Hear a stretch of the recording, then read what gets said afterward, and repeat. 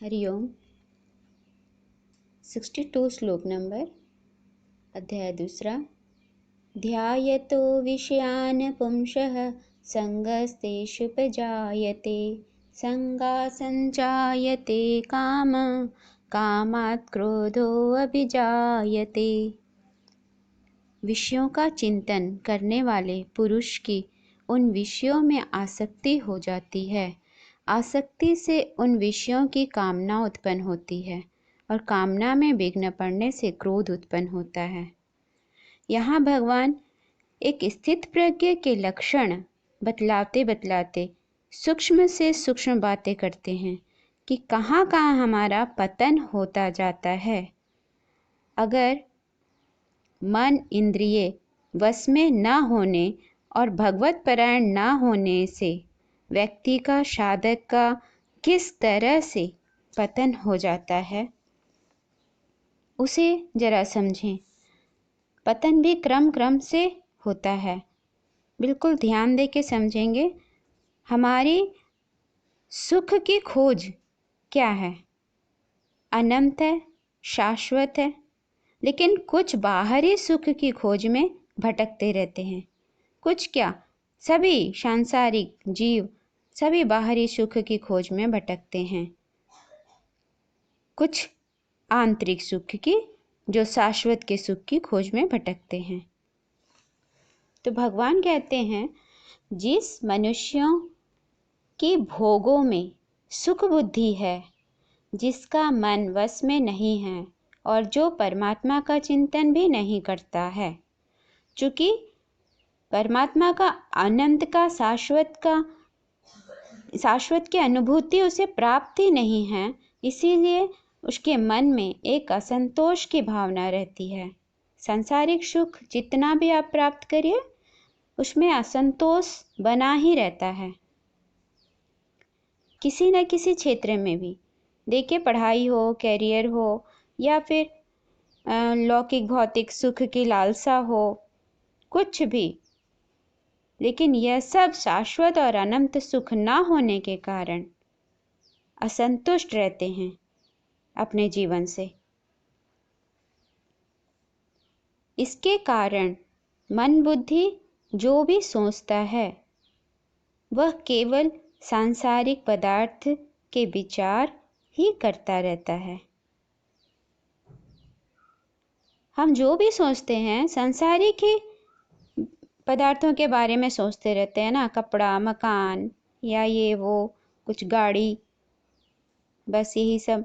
और ये विचार सतत एक के प्रति ही चलती रहती है, चाहे कपड़ा, चाहे मकान, स्त्री, कुछ भी हो,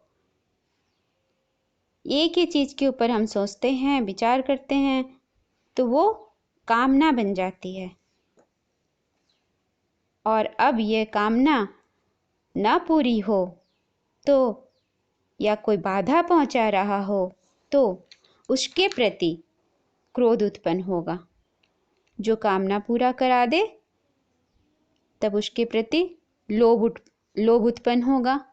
और चाहिए की भावना आएगी, लेकिन संतुष्टि कभी नहीं होगी। इस तरह से कामना आगे बढ़ती ही जाती है, क्रोध और लोभ भी बढ़ती जाती है। यही क्रोध एक सीमा को पार कर जाए तो मोह बन जाता है। यही क्रोध एक सीमा को पार कर जाए तो, और मोह का काम है स्मृति भ्रंश होना।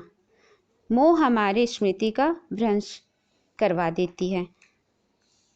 यहाँ 63 श्लोक नंबर देखेंगे। क्रोधाद् भवति सम्मोहः, सम्मोहात् स्मृति विभ्रमः, स्मृतिभ्रंशाद् बुद्धिनाशो, बुद्धिनाशात् प्रणश्यति। अर्थात क्रोध से अत्यंत मूढ़ भाव उत्पन्न हो जाता है। मूढ़ भाव से स्मृति में भ्रम हो जाता है। स्मृति में भ्रम हो जाने से बुद्धि अर्थात ज्ञान शक्ति का नाश हो जाता है, और बुद्धि का नाश हो जाने से यह पुरुष अपनी स्थिति से गिर जाता है। यहाँ भगवान बता रहे हैं कि उस मनुष्य को कुछ भी ध्यान नहीं रहता, किसी के साथ मेरा कुछ भी, किसके साथ मेरा किसका क्या संबंध है, मुझे क्या करना चाहिए क्या नहीं करना चाहिए, जिसे क्रोध उत्पन्न हो गया है, उसके कर्तव्य अकर्तव्य का निश्चय करने की शक्ति नहीं रह जाती है, उसकी बुद्धि नष्ट हो जाती है और उसका पतन हो जाता है। और दूसरी तरफ अगर उसकी कामना भी पूरी हो जाती है तो और चाहने का मोह पैदा हो जाता है। इसमें भी मनुष्य अविवेक को ही प्राप्त होता है, वो अपनी पहले की स्थिति से गिर जाता है, नीचे गिर जाता है और मरने के बाद नाना प्रकार के नीच योनियों में या नरक में पड़ता है। यहाँ आध्यात्मिक अर्थ यह है कि जैसे ही कामना पूर्ति नहीं हुई और क्रोध उत्पन्न हुआ, वहीं कहते हैं पहली सीढ़ी पर ही अपने आप को रोक लें। अगर अपने आप को पहली सीढ़ी पर ही रोक लें तो हम शायद रुक जाएं, लेकिन अगर वहाँ से गिरें तो फिर हम बच पाना बहुत मुश्किल है। लोभ उत्पन्न हुआ, वहीं रोक लें अपने आप को, तो इतना बड़ा आफत नहीं आएगा। जब आपको पता ही है, जब नहीं मालूम है, तो अपनी गलती अज्ञान कहलाती है।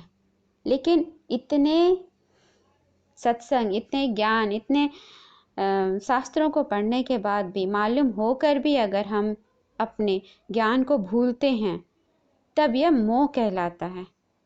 इस तरह से जैसे ही मनुष्य अविवेक को प्राप्त होता है, वापस फिर से सांसारिक चीज़ों पदार्थों का चिंतन शुरू कर देता है। ये साइकिल चलती ही रहती है इसी तरह से। विवेकी व्यक्ति तो अपने बुद्धि को शाश्वत में स्थिर करके रखता है।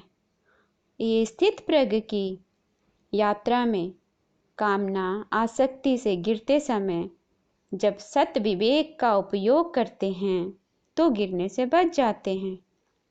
वरना तो हम पड़े ही हुए हैं मोह में, हम सब पड़े हुए हैं मोह में। अभी भी विचार करेंगे हम, मोह जब विचार करेंगे तब मोह कम होगा, तथा क्रोध में भी हम जग जाएंगे। हरिओम।